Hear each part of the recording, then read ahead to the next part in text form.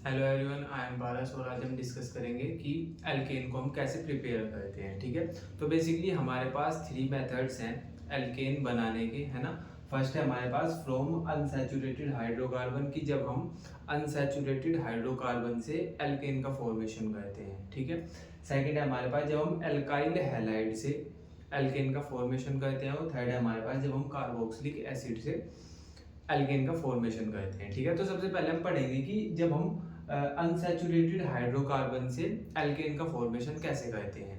तो unsaturated hydrocarbon क्या होती है ना, वो वाले हाइड्रोकार्बन जिनमें डबल बॉन्ड या ट्रिपल बॉन्ड होते हैं उनको हम अनसैचुरेटेड हाइड्रोकार्बन बोल देते हैं। ठीक है, तो पहले मेथड में हम देखेंगे कि हमारे पास कोई डबल बॉन्ड वाला या ट्रिपल बॉन्ड वाला अनसैचुरेटेड हाइड्रोकार्बन होगा, मीन्स हमारे पास एल्कीन या एल्काइन होगा। भाई हम बोल रहे हैं कि वो वाले हाइड्रोकार्बन को हम अनसैचुरेटेड हाइड्रोकार्बन बोलते हैं जिनमें या तो डबल बॉन्ड हो या ट्रिपल बॉन्ड हो।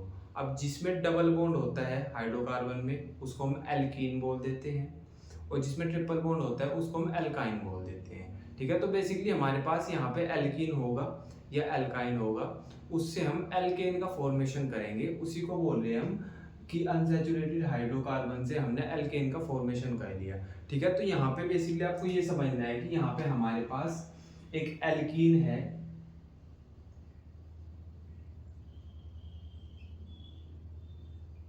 ये हमारे पास एक एल्कीन है। ठीक है, इसमें हमने क्या किया, इसमें हमने H2 ऐड कर दिया, H2 ऐड कर दिया और एक कैटलिस्ट लिया है हम,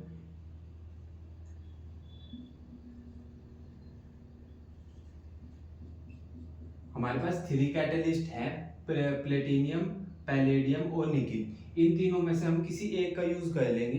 ठीक है, तो होगा क्या कि जब हम एल्कीन ले आए, एल्कीन में हमने H2 ऐड किया और हमने इन तीनों में से एक कैटलिस्ट ले लिया। ठीक है, तो होगा क्या कि ये डबल बॉन्ड टूट जाएगा, यहाँ से ये डबल बॉन्ड टूट जाएगा और एक हाइड्रोजन इसको मिल जाएगा और एक हाइड्रोजन इसको मिल जाएगा। ठीक है, तो हमारे पास क्या किस चीज का फॉर्मेशन हो जाएगा भाई, यहाँ पे CH2 और एक ही हाइड्रोजन, तो ये आ गया हमारे पास CH3 और इधर भी CH2 और एक ही हाइड्रोजन, सिंगल बॉन्ड CH3। ठीक है, अब ये क्या बन गया हमारे पास भाई, सिंपल सी चीज है यार, ये एल्केन बन गया क्योंकि इनके बीच में सिंगल बॉन्ड है ना। एल्केन वही होते हैं वो वाले हाइड्रोकार्बन जिनमें सिंगल बॉन्ड होता है, उसको हम एल्केन बोल देते हैं। ठीक है, तो बेसिकली हमने यहाँ पे क्या किया, इस रिएक्शन में एल्कीन से एल्केन का फॉर्मेशन कर दिया। ठीक है, तो ये हमारे पास फर्स्ट मेथड है जिसमें हम क्या कहते हैं कि अनसैचुरेटेड हाइड्रोकार्बन से, अनसैचुरेटेड मतलब जिसमें डबल बॉन्ड या ट्रिपल बॉन्ड हो, उसका यूज करके हम एल्केन का फॉर्मेशन करते हैं। ठीक है, तो बेसिकली हमारे पास ये फर्स्ट मेथड है कि जिसमें हम अनसैचुरेटेड हाइड्रोकार्बन से एल्केन का फॉर्मेशन करते हैं। ठीक है, इसके बारे में हमने लिखा हुआ है कि H2 gas added to alkenes, हम क्या कहते हैं एल्कीन्स में, ये एल्कीन है हमारे पास, इसमें हम H2 गैस ऐड करेंगे। ठीक है, अब एल्कीन्स में भी ऐड कर सकते हैं, एल्काइंस में भी ऐड कर सकते हैं। भाई एल्कीन कौन से होते हैं जिनमें डबल बॉन्ड होता है, एल्काइंस कौन से होते हैं जिनमें ट्रिपल बॉन्ड होता है। तो यहाँ पे हम एल्कीन लिए हमने, इसकी जगह पे हम एल्कीन एल्काइंस भी ले सकते थे। ठीक है, तो हम क्या करेंगे, एल्कीन लेंगे या एल्काइन लेंगे, उसमें हम H2 गैस ऐड कर लेंगे। ठीक है, और हम कैटलिस्ट लेंगे हम, या तो हम प्लेटिनियम ले लें, पैलेडियम ले लें या निकिल ले लें। इन तीनों में से हमको किसी एक का यूज करना पड़ेगा और हमारे पास एल्केन का फॉर्मेशन हो जाएगा। ठीक है, इस प्रोसेस को हम क्या बोलते हैं, हाइड्रोजिनेशन बोलते हैं हम इसको।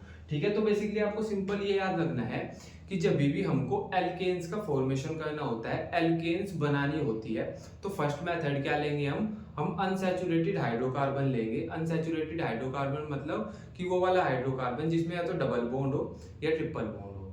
तो जब हम अनसैचुरेटेड हाइड्रोकार्बन ले लेंगे, एल्कीन ले लो या एल्काइन ले लो, उसमें हम क्या करेंगे H2 गैस ऐड कराएंगे, कैटलिस्ट लेंगे, या तो हम पैलेडियम ले ले या प्लेटिनियम ले ले या निकिल ले ले, तीनों में से किसी एक को ले लेंगे और हमारे पास एल्केन का फॉर्मेशन हो जाएगा।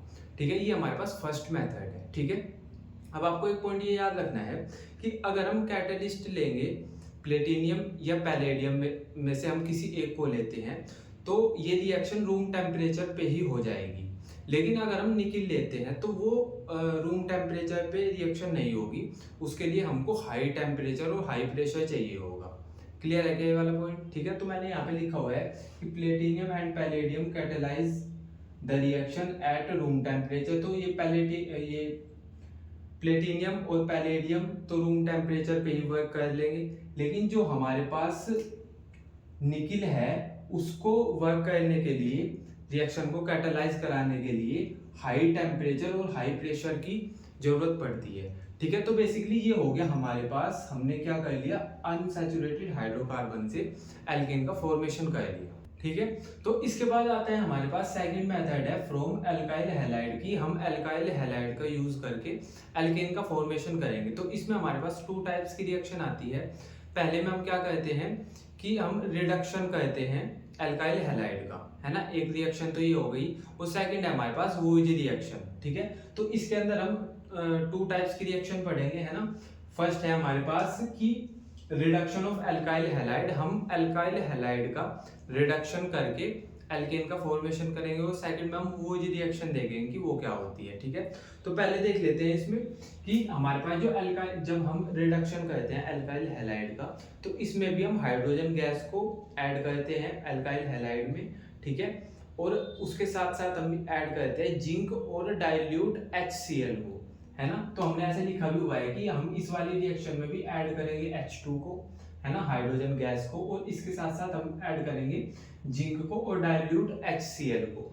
अब डाइल्यूट HCl से हमको क्या मिलेगा, यहाँ से हमको एक नेसेंट हाइड्रोजन मिलेगा। नेसेंट हाइड्रोजन क्या होता है कि ये वो वाली हाइड्रोजन होती है जो बहुत रिएक्टिव होती है। ठीक है, तो बेसिकली हम इस वाली रिएक्शन को कैसे करेंगे, ऐसे कराएंगे। हमारे पास एक एल्काइल हैलाइड है, जैसा एल्काइल हैलाइड, हमको एल्काइल हैलाइड पता होता है कि RX, R मतलब हमारे पास कार्बन की चेन होगी। जैसे मैं बोल दूं CH3Cl, तो ये हमारे पास एक एल्काइल हैलाइड हो गया। ठीक है, जैसे मैं बोल दूं CH3Cl।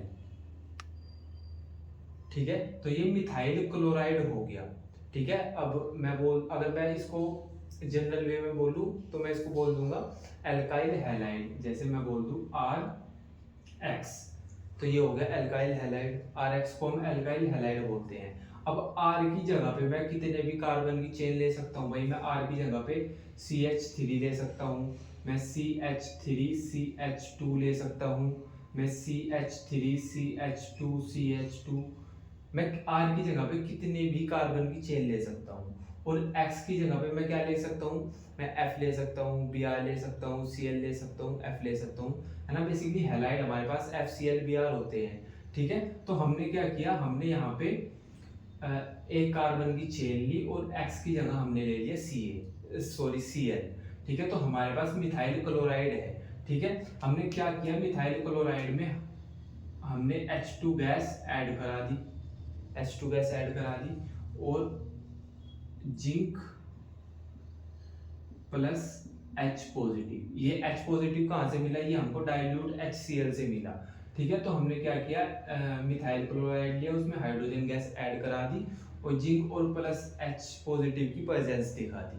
ठीक है, अब होगा क्या कि ये जो Cl है ये इसमें से H के साथ निकल जाएगा। ठीक है, तो क्या बन जाएगा, H और Cl, तो यहाँ पे बन जाएगा HCl। ठीक है, अब बचेगा यहाँ पे CH3 बचा और यहाँ पे एक हाइड्रोजन बचा, तो ये हाइड्रोजन यहाँ पे ऐड हो जाएगा, तो ये बन जाएगा हमारे पास CH4। अब CH4 हमारे पास एक एल्केन आ गई। ठीक है, तो हमने यहाँ पे क्या किया, एक एल्काइल क्लोराइड लिया हमने, एल्काइल हैलाइड लिया, उसमें हाइड्रोजन गैस ऐड कराई, जिंक प्लस H पॉजिटिव की प्रेजेंस दिखाई और हमारे पास एल्केन का फॉर्मेशन हो गया। ठीक है, एक और एग्जांपल देखना है, एक और एग्जांपल देख लो। इस बार हमने क्या लिया, हमको RX एल्काइल हैलाइड लेना था ना, RX लेना था। हमने इसमें क्या किया था कि एक कार्बन की चेन ली थी, है ना। अब हम क्या करेंगे कि 2 कार्बन की चेन ले लेंगे, मतलब, है ना। हम यहाँ पे लिखेंगे CH3CH2Cl ले लिया हमने, इथाइल क्लोराइड। सिंपल, हमने इसमें H2 ऐड कराया, प्रेजेंस इसकी कराई, फिर अगेन वही चीज हुई कि ये Cl इस हाइड्रोजन के साथ में निकल गया, ऐसे HCl, और यहाँ पे एक हाइड्रोजन बची वो इसमें ऐड हो गई, तो ये हमको मिल गया CH3, एक एल्केन मिल गई हमको।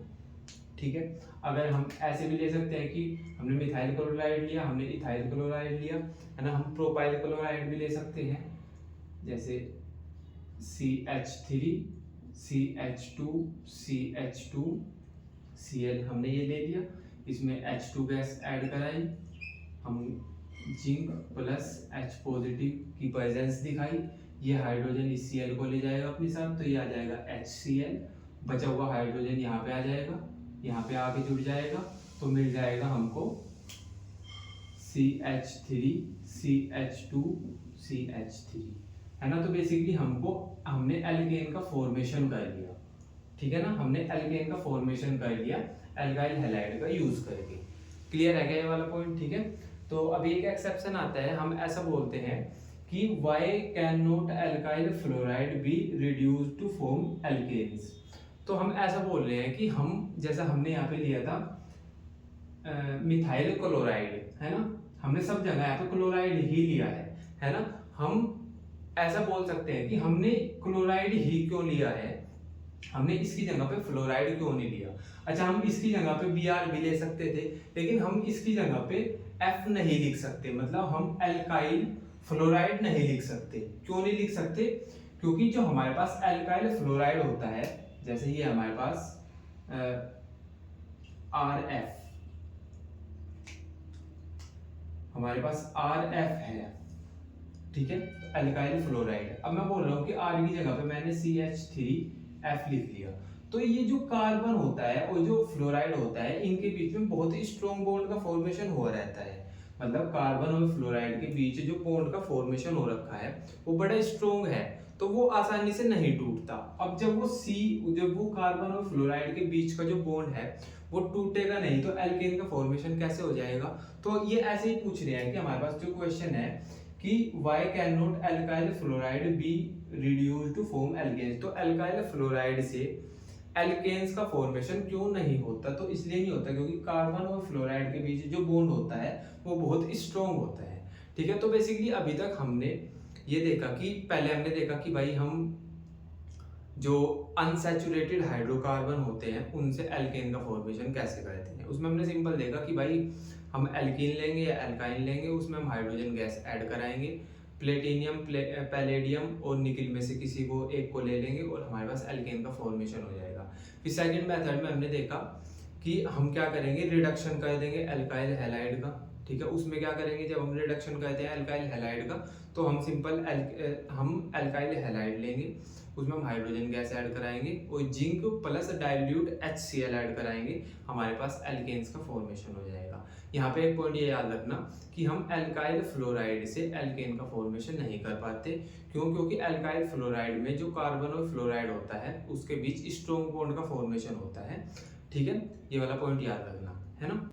अब इसमें ही एक और रिएक्शन आती है जिसको बोलते हैं वोइज रिएक्शन, उसमें भी हम एल्काइल हैलाइड का यूज करके एल्केन का फॉर्मेशन करते हैं, ठीक है। तो वोइज रिएक्शन में हम क्या करते हैं, एल्काइल हैलाइड लेते हैं, ठीक है, उसके साथ हम सोडियम को रिएक्ट कराते हैं और ड्राई ईथर की प्रेजेंस होनी चाहिए और हमारे पास एल्केन का फॉर्मेशन हो जाता है। इधर देखो, मैं बोल रहा हूँ कि हमने क्या किया, हमने एल्काइल हैलाइड लिया, एल्काइल हैलाइड में मतलब हमने RX लिया और RX में भी हम मिथाइल ब्रोमाइड ले रहे हैं, है ना।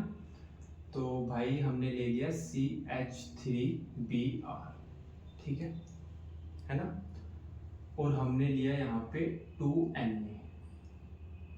प्लस एक और हमने CH3Br ले लिया, है ना। हम ऐसा कहते हैं कि हम दो मॉलिक्यूल लेते हैं एल्काइल हैलाइड के, है ना, हम ऐसे करते हैं 2RX ले लिया हमने प्लस 2Na ले लिया, ठीक है। तो अब 2 को मैंने, मतलब हमने 2 एल्काइल हैलाइड लिया था ना, तो एक को मैंने इधर लिख दिया और एक को हमने ऐसे लिख दिया, मतलब एक को इधर लिख दिया, एक को इधर लिख दिया, क्लियर है ना। तो सिंपल हमने क्या लिया, हमने एल्काइल ब्रोमाइड लिए 2 मॉलिक्यूल और 2Na लिए, ठीक है। अब होगा क्या कि ये Br इस Na के साथ निकल जाएगा और ये वाला Br भी इस Na के साथ निकल जाएगा, मतलब हमारे पास 2Br है और 2Na है, ठीक है। और हमें यहाँ पे लेना था, प्रेजेंस लेनी थी हमको यहाँ पे ड्राई ईथर की, ठीक है। तो हमने 2 मॉलिक्यूल एल्काइल ब्रोमाइड के लिए 2Na लिए और हमने लिए ड्राई ईथर की प्रेजेंस, ठीक है। अब ये ईथर है जो वो ड्राई ही क्यों लेना, मतलब ड्राई ही क्यों लिया वो मैं अभी आपको बताऊंगा, ठीक है। तो जब हम इतना सब कर लेंगे तो हमारे पास रिएक्शन होगी जिसमें Br Na के साथ निकल जाएगा, है ना। तो क्या मिलेगा हमको 2Na Br मिलेगा, है ना। और यहाँ से CH3 बच जाएगा और यहाँ पे भी CH3 बच जाएगा, तो ये ऐड हो जाएंगे कुछ ऐसे CH3 ये हमारे पास एल्केन का फॉर्मेशन हो गया, ठीक है। तो हमने क्या किया, 2 एल्काइल हैलाइड लिए, 1 2, ठीक है, और Na को रिएक्ट करा दिया ड्राई ईथर की प्रेजेंस में, तो हमारे पास एल्केन का फॉर्मेशन हो गया, ठीक है। अब ड्राई ईथर ही क्यों लिया हमने, है ना। अब अगर वो ड्राई ना होता तो उसमें कुछ मॉइस्चर होता, है ना, उसमें कुछ ना कुछ वाटर होता। अब मैं बोल रहा हूँ कि हमारे पास ड्राई ईथर नहीं है, मॉइस्चर प्रेजेंस है ईथर में। अब मॉइस्चर होगा तो फिर वहां पे मतलब H2O प्रेजेंस है। अब जब H2O है तो वो फिर H पॉजिटिव और OH नेगेटिव में आयनाइज हो जाएगा, है ना, जो कि प्रॉब्लम क्रिएट करेगा एल्केन के फॉर्मेशन में, ठीक है। तो हम इसीलिए ऐसा बोलते हैं कि हम ड्राई ईथर का यूज करते हैं, मतलब बिल्कुल भी पानी उस ईथर में नहीं होना चाहिए, ठीक है। तो बेसिकली ये हमारे पास वो जी रिएक्शन है, देख लेते हैं एक बार। हम क्या करते हैं, एल्काइल हैलाइड लेते हैं और उसको सोडियम मेटल के साथ रिएक्ट कराते हैं, है ना, और ड्राई ईथर की प्रेजेंस लेते हैं। ईथर होना चाहिए हमारे पास फ्री फ्रॉम मॉइस्चर, है ना, ईथर में मॉइस्चर नहीं होना चाहिए, ठीक है। तो इससे हमको एल्केन का फॉर्मेशन होता है, हमारे पास एल्केन बन के आ जाती है और इस रिएक्शन को हम वूजी रिएक्शन बोलते हैं। क्लियर है क्या ये वाला पॉइंट, ठीक है। अब एक पॉइंट आपको ये याद रखना कि जो हमारे पास वूज रिएक्शन है इसका यूज हम तब कहते हैं जब हमको हायर एल्केन्स का फॉर्मेशन करना होता है, क्योंकि इसमें एक कार्बन की एल्केन नहीं बन सकती, है ना। इसमें इवन नंबर में ही एल्केन का फॉर्मेशन होता है, मतलब हम हायर एल्केन्स का ही फॉर्मेशन कर सकते हैं वूजी रिएक्शन से, ठीक है। तो ये वाला पॉइंट मैंने यहाँ पे लिखा हुआ है, वूजी reaction is used for preparation of higher alkanes containing even number of carbon atom. तो हायर एल्केन का जब हमको फॉर्मेशन करना होता है तभी हम वो रिएक्शन का यूज करते हैं, क्योंकि इस रिएक्शन में इवन नंबर की एल्केन का फॉर्मेशन होता है। जैसे अगर मैं यहाँ पे बोल दूं, यहाँ पे 2 कार्बन की एल्केन बनी है, अगर मैं बोलूँ कि मेरे को तो इस वाले मेथड से 1 कार्बन की एल्केन चाहिए, तो वो तो पॉसिबल ही नहीं है। इस वाली रिएक्शन में 1 कार्बन की एल्केन का फॉर्मेशन नहीं हो सकता। तो ये पॉइंट याद रखना कि जब हम हायर एल्केन का फॉर्मेशन कराते हैं तभी हम इस वूज रिएक्शन को यूज करते हैं, हायर एल्केन का या इवन नंबर ऑफ कार्बन हो जिसमें उस वाली एल्केन का फॉर्मेशन ही वूज रिएक्शन से होता है। क्लियर है क्या इतना। तो अभी देख लेते हैं कि हमारे पास थर्ड मेथड कौन सा है एल्केन को प्रिपेयर करने का, ठीक है। तो थर्ड मेथड हमारे पास है कि हम कार्बोक्सिलिक एसिड का यूज करके एल्केन का फॉर्मेशन करते हैं, ठीक है। तो हमारे पास थर्ड मेथड के अंदर 2 रिएक्शंस होती हैं, एक होता है डीकार्बोक्सिलेशन, ठीक है, और सेकंड होता है कोल्बे इलेक्ट्रोलिटिक मेथड, ठीक है। तो हम इन दोनों मेथड में ही कार्बोक्सिलिक एसिड का यूज करके एल्केन का फॉर्मेशन करते हैं, ठीक है। तो सबसे पहले देखते हैं हम डीकार्बोक्सिलेशन। तो डीकार्बोक्सिलेशन में क्या होता है कि हम एलिमिनेशन करते हैं CO2 का, मतलब हमारे पास जो कार्बोक्सिलिक एसिड है उसमें से हम CO2 को निकाल लेते हैं, ठीक है। तो उससे हमारे पास एल्केन का फॉर्मेशन हो जाता है, ठीक है। आप इसकी रिएक्शन देखो एक बार। जैसा हमको पता ही है कि भाई हम कार्बोक्सिलिक एसिड का यूज करके कार्बोक्सिलिक एसिड का डीकार्बोक्सिलेशन करके, मतलब उसमें से CO2 निकाल के एल्केन का फॉर्मेशन कर रहे हैं, ठीक है। तो हम सबसे पहले क्या लेते हैं, हम कार्बोक्सिलिक एसिड का सोल्ट लेते हैं। जैसा मैं ये बोल दूं कि हमारे पास RCOOH ये कार्बोक्सिलिक एसिड होता है। अगर मैं बोल दूं कि मेरे को कार्बोक्सिलिक एसिड का सोल्ट लेना है तो मैं क्या करूंगा, H की जगह पे Na या K ले लूंगा, ठीक है। तो इसको बोलते हैं हम कि ये कार्बोक्सिलिक एसिड का सोल्ट है। क्लियर है वाला पॉइंट, ठीक है। तो हम क्या करेंगे, कार्बोक्सिलिक एसिड का सोल्ट लेंगे, ठीक है, उसमें ऐड कराएंगे हम सोडा लाइम। अब ये सोडा लाइम क्या होता है, जब हम NaOH और CaO को साथ में लेते हैं तो हम उसको सोडा लाइम बोल देते हैं, ठीक है। तो हम इसमें ऐड करेंगे NaOH CaO और इसको गर्म करेंगे, ठीक है। तो जब हम इसको हीट देंगे और NaOH और CaO मतलब सोडा लाइम को ऐड करेंगे तो यहाँ पे हमको क्या मिलेगा, यहाँ पे हमको मिलेगा Na2 2CO3 और RH ये मिलेगी हमको। भाई क्या हुआ यहाँ पे, एक Na ये है, एक Na ये है, Na2 और एक C ये है और O3 है, 1 2 3। तो हमने क्या किया, Na2CO3 ये आ गया यहाँ पे, है ना, बचा क्या H और R, ये हमने यहाँ पे लिख दिया, है ना। तो ये हमारे पास किसी एल्केन का फॉर्मेशन हो गया। क्लियर है क्या ये वाला पॉइंट? ठीक है, तो ये हमने जनरल वे में देख लिया, है ना। अभी एक और एग्जांपल देख लो। इस बार हम क्या कर रहे हैं, इस बार हम एसिटिक एसिड का सोल्ट लेंगे। अब एसिटिक एसिड क्या होता है, CH3COOH एसिटिक एसिड है। अब हमको इसका सोल्ट लेना है, तो हम H की जगह पे Na लगा लेंगे। ठीक है, अब क्या करेंगे, हम इसमें सोडा लाइम ऐड करेंगे, NaOH, और गर्म करेंगे इसको। ठीक है, तो अब हमको क्या मिलेगा, यहां से हमको Na2CO3, एक तो ये वाली चीज मिलेगी और एक एल्केन मिलेगी CH3 और एक H, मतलब ये वाला जो H है वो यहाँ पे ऐड हो जाएगा और हमको मिल जाएगा CH4, जिसको मीथेन बोलते हैं। ठीक है, तो ये हमको एक एल्केन मिल गई। ठीक है, तो बेसिकली हम यहाँ पे क्या कर रहे हैं, हम कार्बोक्सिलिक एसिड का सोल्ट लेंगे, उसमें हम सोडा लाइम मिक्स करेंगे और हीट करेंगे, तो हमारे पास एल्केन का फॉर्मेशन हो जाएगा। ठीक है, ये वाला पॉइंट मैंने यहाँ पे लिखा हुआ है। ठीक है, तो डीकार्बोक्सिलेशन में क्या होता है, एलिमिनेशन होता है CO2 का, मतलब CO2 का रिमूवल होता है। ठीक है, इसमें हम क्या करेंगे, हम sodium salt of carboxylic acid लेंगे। ठीक है, ऑन हीटिंग उसको गर्म कराएंगे विद सोडा लाइम। तो सोडा लाइम होता है CaO प्लस NaOH। तो हम कार्बोक्सिलिक एसिड का सोल्ट लेके उसको सोडा लाइम के साथ गर्म करेंगे। ठीक है, give alkane containing 1 carbon atom less than the carboxylic acid, वो हमको एल्केन देगा। अब वो एल्केन भी कौन सी देगा, वो एक कार्बन कम वाली एल्केन देगा। जैसा हमारे पास कार्बोक्सिलिक एसिड का सोल्ट था, और कार्बोक्सिलिक एसिड के सोल्ट में जितने कार्बन हैं, जैसा उसमें कार्बन 4 हैं, तो हमको एक कार्बन कम वाली एल्केन मिलेगी।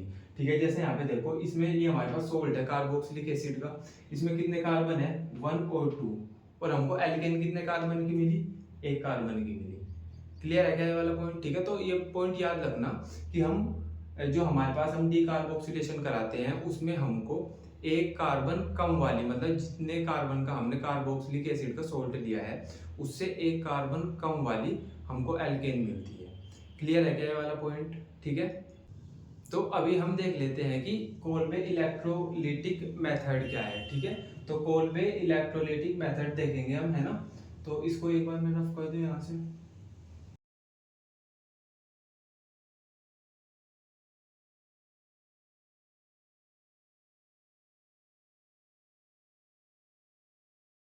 ठीक है, तो हम कोल्बे इलेक्ट्रोलिटिक मेथड में क्या कहते हैं, इलेक्ट्रोलिसिस कराते हैं। अब इलेक्ट्रोलिसिस क्या होती है, इलेक्ट्रोलिसिस में हम क्या कहते हैं कि किसी भी सब्सटेंस को करंट देते हैं हम। ठीक है, जिससे उसमें केमिकल चेंज आता है। हम इलेक्ट्रोलिसिस में क्या कहते हैं, किसी भी सब्सटेंस से करंट पास कराते हैं जिससे उसमें केमिकल चेंज आता है। ठीक है, इसको हम इलेक्ट्रोलिसिस बोल देते हैं। ठीक है, अब इलेक्ट्रोलिसिस कहते कैसे हैं, हम एक बार वो देख लो। हम क्या कहते हैं, एक इलेक्ट्रोलिटिक सेल लेते हैं, हम लेते हैं एक इलेक्ट्रोलिटिक सेल कुछ इस तरीके का।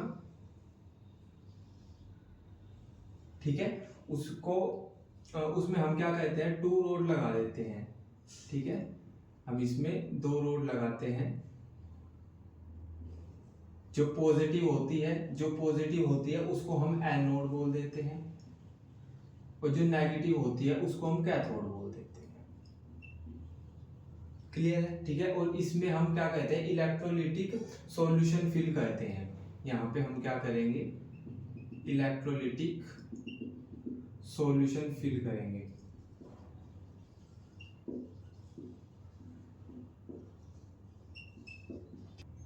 ठीक है, और यहाँ पे होता क्या है कि पॉजिटिव और नेगेटिव चार्ज प्रेजेंट होते हैं। यहाँ पे पॉजिटिव और नेगेटिव चार्ज प्रेजेंट होते हैं, और जो पॉजिटिव चार्ज होते हैं वो इकट्ठा हो जाते हैं नेगेटिव इलेक्ट्रोड की साइड। ठीक है, नेगेटिव की साइड, और जो नेगेटिव चार्ज होते हैं वो आ जाते हैं पॉजिटिव इलेक्ट्रोड की साइड। क्लियर है क्या ये वाला पॉइंट? ठीक है, हमने क्या किया, इलेक्ट्रोलिटिक सेल देखा जिसमें हम इलेक्ट्रोलिसिस कराते हैं।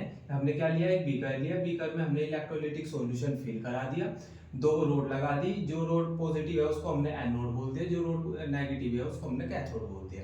क्लियर है क्या ये वाला पॉइंट? ठीक है, तो हमने क्या किया था, हमने कोलबे इलेक्ट्रोलिसिस मेथड में देखा था कि हम क्या कहते हैं, हम कहते हैं इलेक्ट्रोलिसिस। इलेक्ट्रोलिसिस में होता क्या है कि हम किसी भी सब्सटेंस को इलेक्ट्रिक करंट देते हैं, किसी भी सब्सटेंस से इलेक्ट्रिक करंट पास कराते हैं जिससे उसमें केमिकल चेंज होता है, इसको हम इलेक्ट्रोलिसिस बोलते हैं। इलेक्ट्रोलिसिस कराते कैसे हैं, इलेक्ट्रोलिसिस हम ऐसे कराते हैं। क्लियर है वाला पॉइंट? ठीक है, तो अभी आपको इलेक्ट्रोलिसिस समझ आ गया है ना। अभी मैं ओवरऑल रिएक्शन लिख रहा हूँ कोलबे इलेक्ट्रोलिटिक मेथड में, जो ओवरऑल रिएक्शन होती है। ठीक है, एक बार आप उसको समझ लो, फिर हम देखते हैं कि इलेक्ट्रोलिसिस की हेल्प से कैथोड पे क्या रिएक्शन होती है और एनोड पे क्या रिएक्शन होती है। ठीक है, तो अभी आप ओवरऑल रिएक्शन देख लो। ठीक है, तो हम क्या बोल रहे हैं कि हमारे पास इलेक्ट्रोलिटिक सॉल्यूशन है ना, इलेक्ट्रोलिटिक सॉल्यूशन है जिसको हम बोल रहे हैं कि हमारे पास कार्बोक्सिलिक एसिड का सोल्ट है। क्योंकि यार हम देखो सुनो, हम क्या कह रहे थे, हम कार्बोक्सिलिक एसिड से एल्केन का फॉर्मेशन कर रहे हैं। ठीक है, अब हमने क्या बोलना था, हमने क्या लेना था, हमको सोल्ट लेना था कार्बोक्सिलिक एसिड का। ठीक है, तो हम बोल रहे हैं कि कार्बोक्सिलिक एसिड का हमारे पास सोल्ट है। ठीक है, ये हमारे पास कार्बोक्सिलिक एसिड का सोल्ट है। ठीक है, और इसके भी 2 मॉलिक्यूल हैं। ठीक है, अब ये हमारे पास एक्वस है, मतलब ये हमारे पास जो सोल्ट है ये एक्वस सॉल्यूशन है जो हमने यहाँ पे फिल किया हुआ है। ठीक है, तो अब एक्वस सॉल्यूशन है तो यहाँ पे H2O भी होगा। ठीक है, तो हम यहाँ पे H2O भी ले लेंगे। ठीक है, इनके बीच रिएक्शन होगी। ठीक है, इनके बीच रिएक्शन होगी और हमको क्या मिलेगा, यहां से हमारे पास जो Na है, जो Na है वो OH के साथ निकल जाएगा। ठीक है, तो हमको मिलेगा 2NaOH। ठीक है, 2NaOH मिल गया। जो ये CO2 है ये अलग निकल जाएगी, तो हमको मिल जाएगा CO2। ठीक है, H2 अलग निकल जाएगी, H2 मिल गई हमको, और हमको मिल जाएगा R। भाई हमारे पास ये 2R है ना, ये ऐसे हो जाएगा कुछ। ठीक है, तो मैं सिंपल ये बोल रहा हूं, हमने क्या किया, हमने कार्बोक्सिलिक एसिड का सोल्ट लिया। ठीक है, उसको क्योंकि वो सॉल्यूशन एक्वस सॉल्यूशन था तो वहां पे H2O भी प्रेजेंट था, है ना। इन दोनों की रिएक्शन हुई तो हमारे पास एल्केन का फॉर्मेशन हो गया। ठीक है, हमको NaOH मिला, CO2 मिली और H2 गैस मिली। ठीक है, अब ये हमारे पास ओवरऑल रिएक्शन है, ये हमारे पास ओवरऑल रिएक्शन है। ठीक है, अब हम ये देखेंगे कि ये तो पूरी रिएक्शन है, पर इसमें से इसका कुछ पार्ट एनोड पे हो रहा है ना, और कुछ कैथोड पे हो रहा है। ठीक है, तो बेसिकली जब हम कार्बोक्सिलिक एसिड के सोल्ट से एल्केन का फॉर्मेशन करते हैं कोलबे इलेक्ट्रोलिटिक मेथड से, तो हमारे पास एनोड भी होती है, कैथोड भी होती है, लेकिन जो हमको एल्केन मिलती है वो हमको एनोड पे मिलती है। क्लियर है क्या ये वाला पॉइंट? ठीक है, तो एनोड पे हमको एल्केन मिलती है। ठीक है, तो एक बार मैंने यहाँ पे लिखा भी हुआ है कि ये तो हमने पढ़ लिया था, है ना, alkane are formed at anode, की जो हमारे पास एल्केन का फॉर्मेशन होगा वो एनोड पे होगा। कैसे होगा वो अभी हम देखेंगे। ठीक है, here aqueous solution of Na और के salt of carboxylic acid is electrolysed. तो हम क्या करेंगे, यहाँ पे जो सॉल्यूशन है, इलेक्ट्रोलिटिक सॉल्यूशन है, वो कार्बोक्सिलिक एसिड का सोल्ट होगा, मतलब वो या तो RCOO Na होगा या RCOO होगा। ठीक है, तो अभी हम ये देख लेते हैं कि ये तो ओवरऑल रिएक्शन हुई, इसमें हमने एल्केन का फॉर्मेशन कर लिया। लेकिन अब अभी हम ये देखेंगे कि जब हम एल्केन का फॉर्मेशन करेंगे तो एनोड पे क्या रिएक्शन होगी और कैथोड पे क्या रिएक्शन होगी। क्लियर है क्या ये वाला पॉइंट? ठीक है, तो सबसे स्टार्टिंग में हमारे पास क्या था, सबसे स्टार्टिंग में हमारे पास था RCOO Na, हमारे पास ये था। क्लियर है क्या ये वाला पॉइंट? ठीक है, अब इसका क्या हुआ, डिसोसिएशन हो गया, ये टूट गया। तो जब ये टूटेगा तो हमको क्या मिलेगा,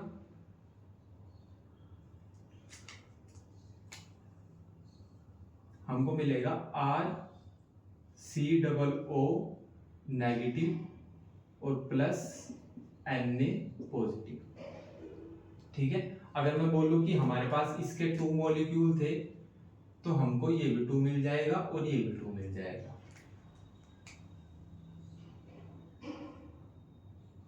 मैं आपको सिंपल ये बोल रहा हूँ कि हमारे पास RCOONA था, इसका डिसोसिएशन हुआ तो हमको मिला RCOO नेगेटिव और 2Na पॉजिटिव। ठीक है। अब हुआ क्या, क्योंकि ये नेगेटिव है और एनोड है हमारे पास पॉजिटिव, तो ये एनोड के पास चला जाएगा। ठीक है। तो अभी हम देखेंगे कि एनोड पे क्या हुआ। एनोड पॉजिटिव है तो ये क्या करेगा, ये एनोड के पास आ जाएगा। ठीक है।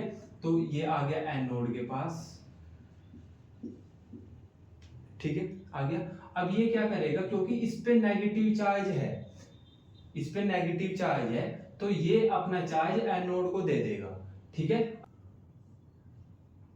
तो ये क्या करेगा, ये अपना नेगेटिव चार्ज एनोड को दे देगा। अब एक मॉलिक्यूल पे 1 नेगेटिव है तो यहाँ पे हमारे पास 2 मॉलिक्यूल है तो 2 नेगेटिव चार्ज होगा।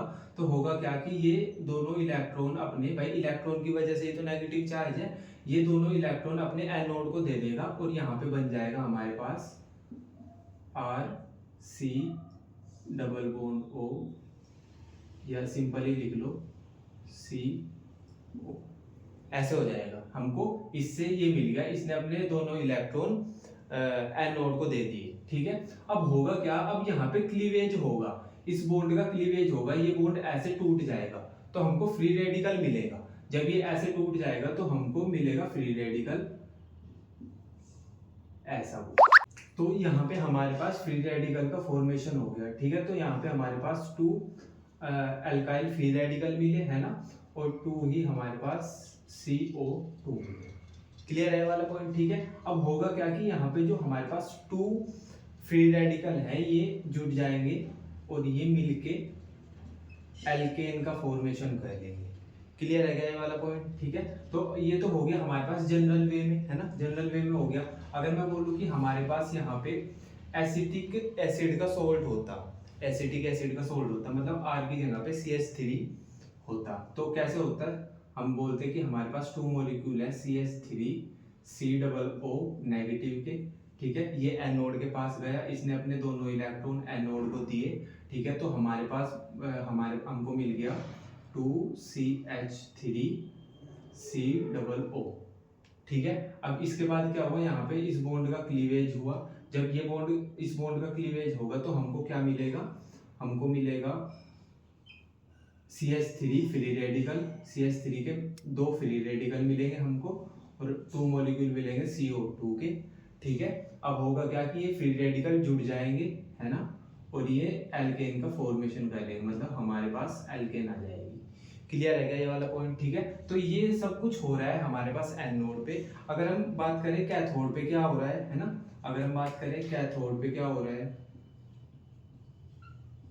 ठीक है, तो कैथोड पे हमारे पास, जैसा हमारे पास यहाँ पे H2O था, तो जब H2O डिसोसिएट करेगा, H2O टूटेगा तो वो कुछ ऐसा हो जाएगा, H पॉजिटिव और OH नेगेटिव।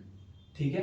तो अब हुआ क्या कि हमारे पास यहाँ पे ये H पॉजिटिव कैथोड के पास चला गया। ठीक है। क्योंकि कैथोड हमारे पास नेगेटिव है। ठीक है। तो यहाँ पे हमारे पास H है। ठीक है। इसने इलेक्ट्रॉन लिए, वो 2 इलेक्ट्रॉन इसने लिए और यहाँ पे हमारे पास H2 का फॉर्मेशन हो गया। ठीक है। तो हमारे पास एनोड पे एल्केन बनती है और कैथोड पे H2 गैस बनती है। ठीक है। तो ये हमारे पास, ये तो हमारे पास पूरी ओवरऑल रिएक्शन है जिसमें हमारे पास H2 भी हमने दिखाई हुई है, निकलती हुई है ना, और एल्केन भी। ठीक है। और अब ये तो कंप्लीट रिएक्शन है और ये रिएक्शन वो है जो एनोड पे हो रही है, ये वाली रिएक्शन वो है जो एनोड पे हो रही है, और ये वाली रिएक्शन वो है जो कैथोड पे हो रही है। क्लियर है क्या वाला पॉइंट। ठीक है। तो हमने इसके बारे में यहाँ पे लिखा हुआ है कि Kolbe electrolysis method is useful for the preparation of ethane and higher member alkane. ठीक है। तो यहाँ पे इस वाले मेथड से ये तो हमारे पास इथेन बनेगी, है ना, ये जो हायर एल्केन्स होती है वो बनेगी, एक कार्बन की एल्केन जो होती है वो हमारे पास यहाँ पे नहीं बनेगी। ठीक है। अभी एक क्वेश्चन आता है कि why methane can't be prepared by this method. तो ये बोलते हैं कि जो मीथेन होती है वो एक कार्बन की एल्केन होती है, वो इस वाले मेथड से क्यों नहीं बनती। ठीक है। तो हम ऐसे बोलते हैं कि methane having only 1 carbon atom, so it can not prepared through this method. तो मीथेन के पास केवल एक कार्बन होता है और हम बोल ही रहे हैं कि यार एक कार्बन वाली हम कोलबे इलेक्ट्रोलिसिस मेथड से नहीं बना सकते। क्यों नहीं बना सकते? क्योंकि हम स्टार्टिंग से ही 2 मॉलिक्यूल लेके चल रहे हैं भाई। हमने 2 मॉलिक्यूल लिए, जो हमारे पास सोल्ट था कार्बोक्सिलिक एसिड का, ठीक है, जिससे हमारे पास 2 फ्री रेडिकल आए। अब जब 2 फ्री रेडिकल आएंगे तो वो फिर एक कार्बन की एल्केन कैसे बन जाएगी जब रेडिकल ही 2 आ गया हमारे पास, ठीक है। तो आप ये वाला पॉइंट याद रखना कि यहाँ पे 1 कार्बन की जो एल्केन होती है वो नहीं बनती, ठीक है। तो ये था हमारे पास कोलबे इलेक्ट्रोलिसिस मेथड, ठीक है। तो अभी हमने जितने हमारे पास मेथड थे एल्केन को प्रिपेयर करने के वो सब कंप्लीट कर लिए, ठीक है। आप इन सब का रिवीजन करो, बाकी हम कल पढ़ेंगे, ठीक है। बाय।